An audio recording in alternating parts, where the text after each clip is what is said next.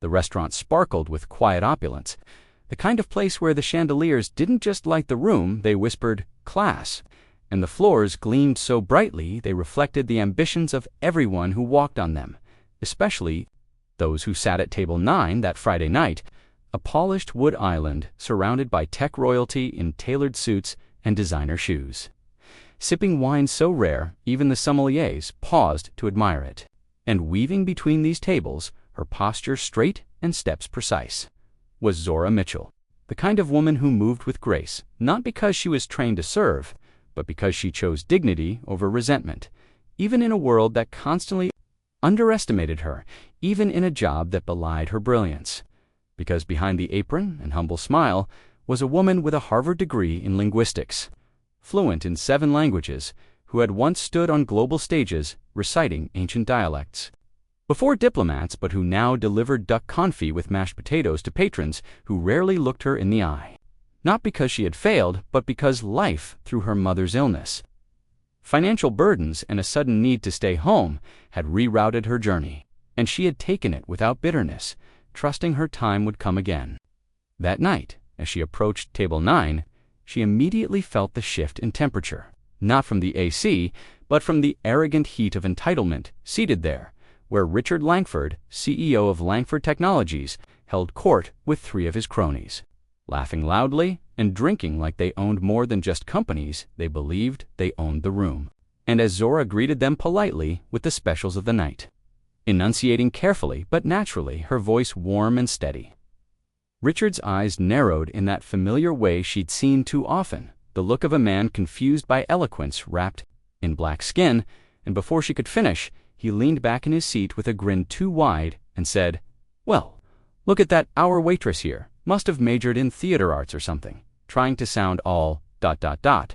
educated, drawing laughter from the other men, who didn't seem to care that their chuckles landed like darts, sharp and dismissive, but Zora simply nodded, unaffected.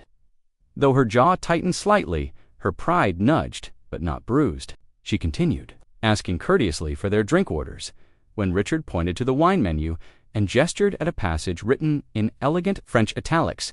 describing a vintage Bordeaux with poetic flair, and said, "You seem smart. Why don't you translate this for us?" With a smirk that dared her to try and fail, that hoped to expose her as a fraud, and as the others laughed again, Zora paused for half a beat, her eyes briefly flicking to each of their smug faces before settling on Richard's, and then she smiled, not the submissive grin he expected, but the calm,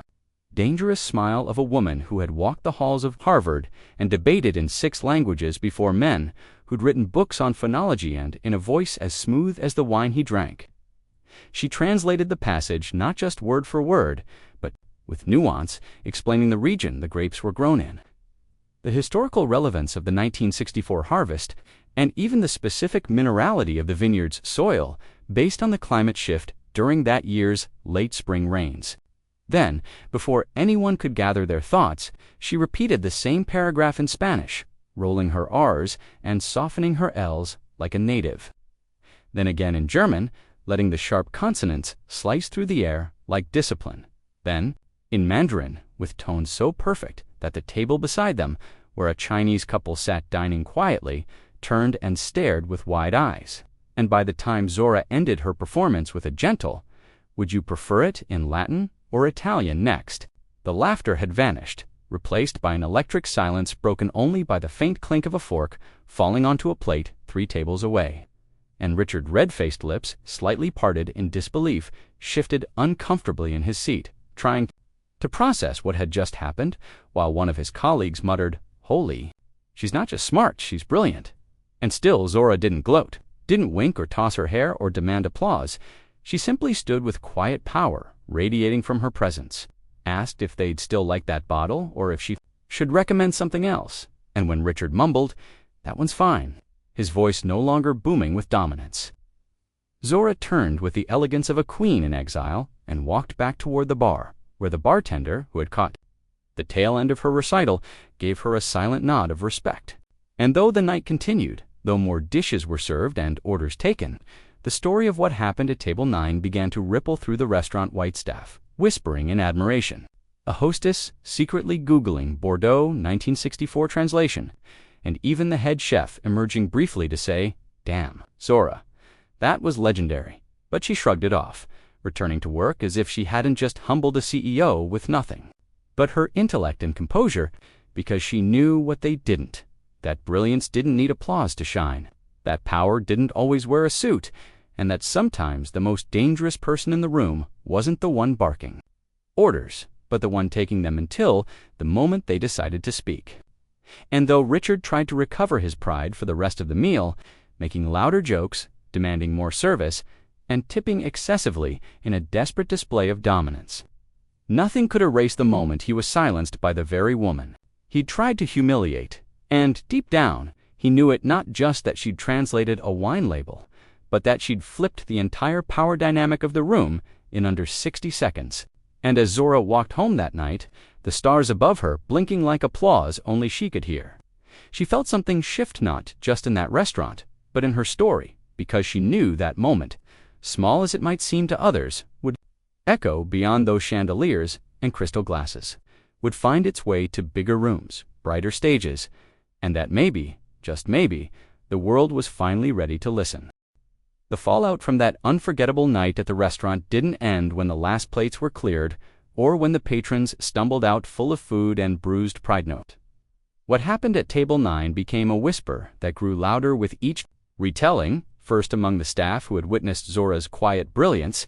then among the guests who began asking to be seated in her section, not because of her efficiency, which was excellent, but because there was something magnetic about a woman who carried herself with regal restraint. A storm beneath still waters, and as word spread, so too did curiosity. Who was this waitress who translated 4 languages on command without breaking a sweat, who humbled a tech billionaire without raising her voice? And why, in a world obsessed with credentials, wasn't she running departments instead of delivering filet mignon? But Zora didn't rush to answer those questions. She kept working double shifts with the same poise and unbothered elegance, choosing not to explain herself to anyone who hadn't earned the right to her story, though deep down she knew something had cracked open that night, not just the fragile ego of a man used to being the smartest in the room, but the silence she had wrapped around her own brilliance like armor, and as much as she tried to ignore it, opportunities began to rise like steam from a dish under a silver cloche. A mysterious woman in a tailored black suit left a card after dining in her section. A recruiter from a global think tank who'd heard the story and wanted to know more. An NYU professor emailed her manager requesting she come speak to a graduate seminar after one of his students recorded part of her wine translation. And even the restaurant owner, a stiff man with little emotion, pulled her aside one morning to say, "If you ever want to move into operations or training, just say the word," which, from him, might as well have been a standing ovation. But Zora, though grateful, felt wary, not because she didn't believe in herself, but because she knew how quickly admiration could curdle into resentment once power shifted, especially for a black woman who didn't dim her light for anyone. And so she continued, cautious but curious,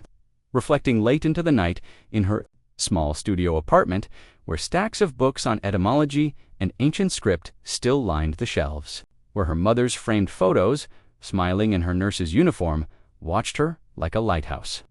And where, for the first time in years, she opened a notebook and began sketching out what she wanted next, not in vague terms like success or recognition, but with precision. A consultancy in cross-cultural communication, building bridges between global firms and communities, leading teams, giving lectures not because she missed the academic world, but because she had more to say than she'd ever allowed herself while waiting tables. And as she scribbled late one evening, the unexpected happened. Her phone buzzed with a direct message on LinkedIn from none other than Richard Langford himself, who, it turned out, had tracked her down not to apologize, though he did mention that our interaction gave me a lot to think about, but to ask if she'd be willing to consult on a new international product launch, where language sensitivity was crucial, claiming, "You clearly have expertise beyond what I imagined." And while the old Zora might have declined or ignored him out of pride, the woman who'd stared down his arrogance at Table 9 had grown. She responded coolly that she would consider it if the terms were respectful and the rate matched her qualifications after all. Harvard graduates don't work for exposure and, just like that, a negotiation began, one in which Zora refused to be undervalued, laying out her resume with quiet force and demanding her worth without apology. Eventually signing a short-term contract that gave her not only visibility, but leverage. And soon, she was flying to San Francisco not as a server, but as a paid advisor walking into boardrooms where stunned faces tried to reconcile the woman before them with the story they'd heard. But Zora didn't flinch, didn't fumble. She presented data in flawless Portuguese, outlined linguistic frameworks in Japanese, and led a diversity workshop that left one senior VP in tears, not from guilt, but from clarity. And, as she returned to New York, her inbox swelled with requests, partnerships, and speaking invitations. While back at the restaurant, coworkers looked at her differently, not with jealousy, but awe, because they had seen her rise not by stepping on anyone, but by standing in her truth with so much power that the world finally had no choice but to listen. And yet through it all, Zora never stopped working her weekend shifts, not because she needed the money, but because she believed in never forgetting the soil you grew from, in staying grounded even as you soared. And it was during one of those weekend shifts that a young hostess named Camila approached her with nervous eyes and said, "Miss Zora, I want to study languages too, but people keep telling me I'm dreaming too big." And Zora, without hesitation, knelt beside her, looked her in the eyes, and said, "They'll always say that until you show them how small their thinking really is." Planting in Camila the same fire that once burned in her when she was told a black girl from Brooklyn couldn't speak ancient Greek. And as the chapter closed on her time behind the apron, Zora felt the universe turning like a page in her favor, not because of luck or connections, but because she had finally stopped hiding, and the world, as it turned out, had been hungry for exactly the kind of brilliance she'd once tried to protect. Fame, especially the kind born of unexpected moments, has a strange rhythm. It comes rushing like a storm, loud and electric, and then lingers like the scent of rain on warm concrete. And for Zora, the woman who had once been an anonymous waitress with a mind sharpened by years of study in silence, the aftershocks of her viral moment and rapid ascent into corporate consultancy continued to ripple across her life, not just in inbox pings and conference invites, but in deeper, more personal ways. Invitations from former professors who had once doubted her seriousness now flooded her inbox. News outlets that had once ignored her grant submissions now wanted to feature her inspirational journey. And distant relatives, some supportive, some suddenly opportunistic, began reaching out as if proximity to her brilliance might rub off on their mediocrity. But Zora stayed focused, grounded by a promise she had made to herself. Never let success turn into noise that drowns out your purpose. And that purpose had crystallized into something greater than boardroom consulting or proving arrogant men wrong. She wanted to build something real and lasting. A bridge for those like her who had been overlooked, not because they lacked talent, but because they didn't look like the image of expertise the world had been trained to expect. So she began mapping out the framework for a global initiative, Polyglot Project, a nonprofit designed to connect underrepresented youth with mentors in linguistics, translation, and cultural diplomacy. Starting with urban schools in New York and gradually expanding internationally, and to fund it, she poured everything she had earned from her recent contracts into a lean startup model, declining glamorous offers from TV producers who wanted to turn her story into a feel-good drama series. "Let them watch someone else's version of me," she'd told a friend. "I'm still writing the real one," and instead partnered with grassroots educators and Black linguists around the globe, calling in favors and favors and favors, translating grant applications into 6 languages herself, negotiating directly with embassies, universities, and UN affiliates who'd once dismissed her emails, until the very institutions that had ignored her presence couldn't afford to ignore her vision. And still, through all of it, Zora found time to return to her original stomping grounds, not just the restaurant where she'd served and soared, but the public library where she'd spent endless nights studying ancient syntax by dim light, and the subway cars where she used to recite vocabulary lists aloud, often met with side eyes from strangers who never imagined the woman whispering Mandarin conjugations could one day be chairing a global linguistics forum. But more than the symbolic returns, what made her impact real were the ripples. Camila, the young hostess, was now enrolled in NYU's linguistics program thanks to Zora's mentorship and a scholarship she herself helped fund. A high school student from Lagos, who had seen a viral clip of her speech on language justice, messaged her one night saying, "I didn't know someone who looked like us could speak 9 languages and make the world stop to listen. You made me believe it's possible." And Zora cried when she read that. Not because she was overwhelmed, but because she remembered being that kid, clutching a second-hand textbook with no guide, but pure determination and, in the background of all this forward motion, something unexpected blossomed, a connection with Elijah, a quiet digital archivist she had met at a university panel who specialized in preserving endangered dialects from indigenous and African diasporas, a man who listened more than he spoke, who knew the power of language not just academically but spiritually, who had grown up in a Gullah-speaking household in South Carolina and spoke with the kind of reverence for heritage that made Zora feel both seen and safe. And what began as long academic exchanges over coffee turned into dinners, then long walks, and eventually a partnership rooted in mutual admiration, where she didn't have to explain her ambition or shrink her intellect. He simply held space for all of it. And together they began developing a digital repository of dying Black and Brown languages to preserve cultural memory beyond colonized dictionaries, adding yet another layer to her mission. And though media outlets kept asking for updates on the waitress-turned-language queen, Zora rarely granted interviews now, preferring to let her work speak for her, because she had learned that the most powerful statements were made not in viral videos or sound bites, but in legacy, and her legacy, slowly, quietly, was beginning to take form in the minds she lit up, the programs she launched, the scholarships she built, and the futures she helped reroute, all because one arrogant CEO had once sneered, "If you're so smart," translated a moment meant to humiliate her, that instead became the ignition for something greater than revenge or clout, something revolutionary. And as she stood one evening at the front of a lecture hall in Morocco, speaking in fluent Arabic about the politics of translation and how language can either imprison or liberate depending on who controls it, the packed audience rose in a standing ovation, not because they were impressed by her resume, but because they understood the weight of what she carried. And Zora, smiling humbly but fiercely, realized in that moment that she had not just answered the challenge of that CEO, she had rewritten the rules entirely. It was a brisk morning in Accra when Zora stepped onto the sun-warmed stone steps of the Language and Liberation Conference, her skin kissed by a golden dawn and her mind as sharp as the traditional kente patterns she wore in a tailored blazer. And as the wind whispered twee greetings through the open courtyard, she smiled not as a guest, not even as a keynote speaker, but as the chairwoman of a global movement now rooted in more than just theory or TED Talks, because the Polyglot Project had grown beyond expectation, blooming across continents like wildflowers breaking through cement, with satellite hubs now in Johannesburg, Sao Paulo, Chicago, and Port-au-Prince, all connected by Zora's vision of linguistic equity and her refusal to let brilliance be gatekept by ivory towers or corporate doors slammed shut in the faces of the wrong color. And in that moment, surrounded by rising voices, she felt a rare stillness, not the quiet of doubt, but the hush of clarity,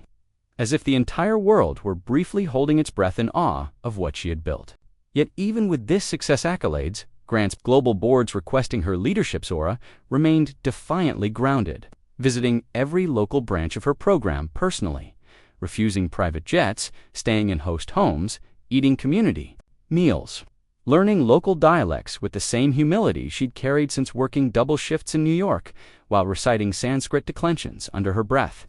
And back home, Elijah remained her rock, their love deepening not in fireworks, but in the quiet devotion of co-building something sacred, a shared archive of endangered African and diaspora, languages that now housed over 2,000 hours of spoken word recordings, audio glossaries, children's stories, lullabies, and resistance chants, and when they weren't working, they were dancing barefoot in their Brooklyn apartment,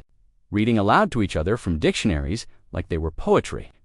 reminding themselves that intimacy could be as simple as speaking someone's language and actually meaning it. And as more institutions adopted her multilingual equity framework, including the UN and UNESCO, more attempts were made to co-opt her story to brand it, box it, soften it, but Zora never wavered. always reminding those in power that her work wasn't about charity or inspiration. It was about justice, about righting the linguistic violence that had silenced millions for centuries. And so, when a major global CEO, yes, the very same one who once tried to humiliate her, reached out through a PR firm, requesting she be the face of his company's new inclusive language initiative. Offering a 7-figure endorsement, she declined with a single sentence in classical Nahuatl, which her assistant later translated for the stunned firm as, "Do not paint over cracks and call it architecture." And the world, already captivated by her defiance, erupted in applause again, not because she said no, but because she said it in a language he could never claim to own. And in the final months of that whirlwind year, Zora returned to the restaurant where it all began. No cameras, no press, just a quiet visit with Camila, now interning at the Polyglot Project, and as they sat at the back booth, sharing a pot of tea and laughing at how life unfolds like a perfectly complex sentence, the current manager, a young Ghanaian woman named Abina, brought over a check, not to charge them, but to show them something. It was framed on the wall. The exact receipt from the day the CEO had ridiculed Zora, now covered in signatures of gratitude from students all over the world, each note written in a different language, and Zora, moved beyond words, traced her fingers over the ink, whispering thank you in a dozen tongues, not to herself, but to every ancestor, teacher, stranger, and doubter who had once pushed her, blocked her, or lifted her unknowingly toward this destiny. And as she rose to leave, the sun hit the window just right, casting a prism across her face, and for a moment she looked not like a former waitress or even a global leader, but like something eternal, a griot in heels, a walking revolution, a testament to what happens when a black woman is underestimated, unbothered, and unapologetically fluent in her own power.